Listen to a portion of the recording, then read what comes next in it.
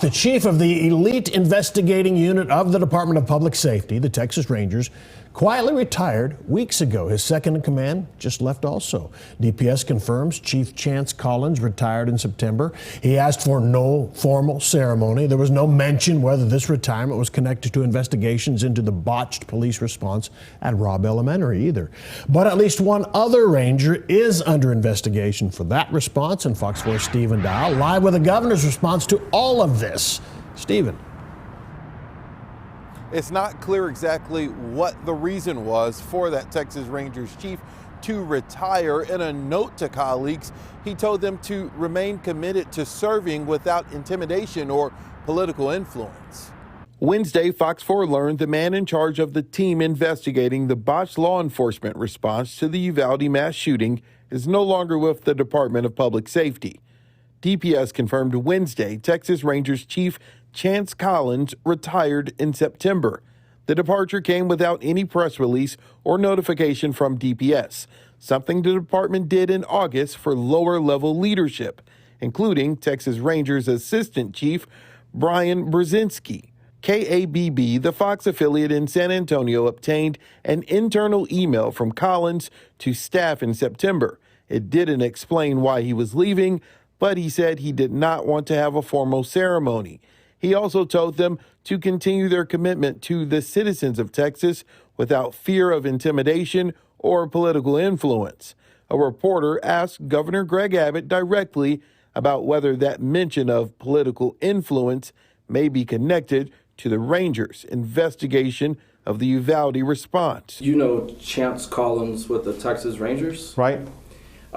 He recently sent out an email announcing his retirement to his colleagues. And this is the email right here. And I highlighted that line, without fear, intimidation, or political influence.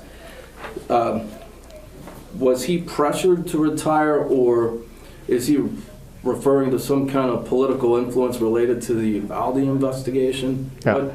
I have no information about it whatsoever. I've never spoken to him. I have no idea what he's talking about. You do know him, right? You work with him professionally as head of the Texas Rangers. Did he have any involvement in the Uvalde investigation? So truly, I have no idea. Okay, so he wasn't told to leave, and so, do you know how key he was in the investigation? Yeah. I don't have any recollection of ever talking to him, to be honest. The Texas Department of Public Safety has been under scrutiny for its perceived lack of transparency over its role in the response to the mass shooting. Early on, the director of DPS, Steve McCraw, worked to point fingers at local police, placing much of the blame on Uvalde CISD Chief Pete Arredondo. But DPS had 91 officers on the scene, the second most out of any agency that responded. At least 7 members of DPS are under investigation for their actions. And this week, it is reported one of them is a Texas Ranger.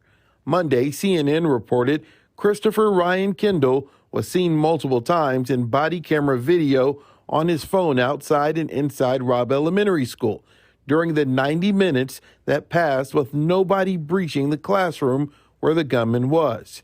CNN reports he's been suspended and the investigation continues. And tomorrow, the state's Public Safety Commission will be having a meeting in the morning in Austin. Uvalde victims' families are expected to be there because on the agenda, the DPS director, Steve McCraw, will be giving an update in reference to Uvalde. All right, Stephen, thank you.